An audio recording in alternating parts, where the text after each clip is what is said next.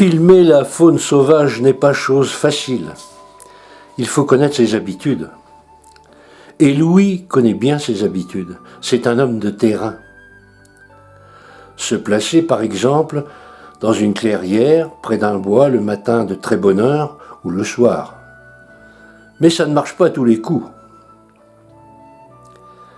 Il va nous emmener dans son pays, la Belgique.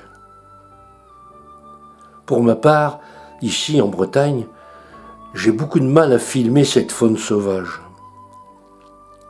Louis Verlaine de Belgique, un chasseur d'images bien sympathique, qui m'a confié une partie de cette nature si proche de lui. Pour info, sa maison n'est pas à vendre.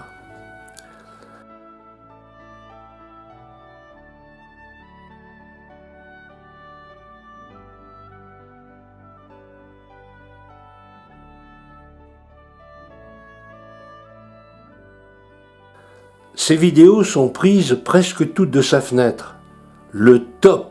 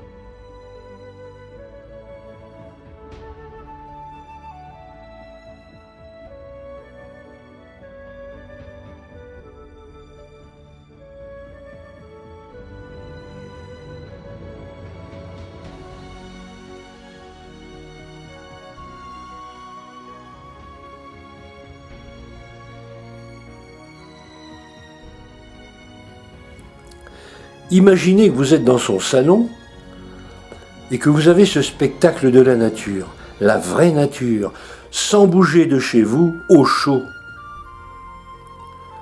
Allez Louis, nous sommes bien en place, bien calés dans le fauteuil. Action! Nous allons parler du renard roux, de Maître Goupil. Battue administrative, tir de nuit, piégeage, déterrage.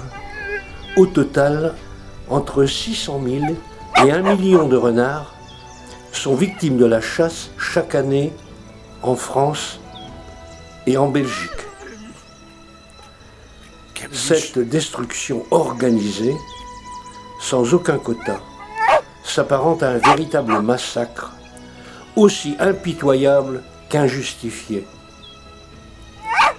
Bien qu'il soit utile à l'agriculture, le renard ne cesse d'être persécuté sous couvert d'une prétendue régulation.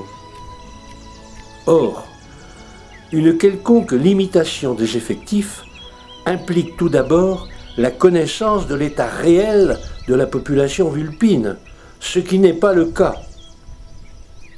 Le renard a un rôle irremplaçable dans la chaîne alimentaire. Prédateur de rongeurs, il évite leur prolifération.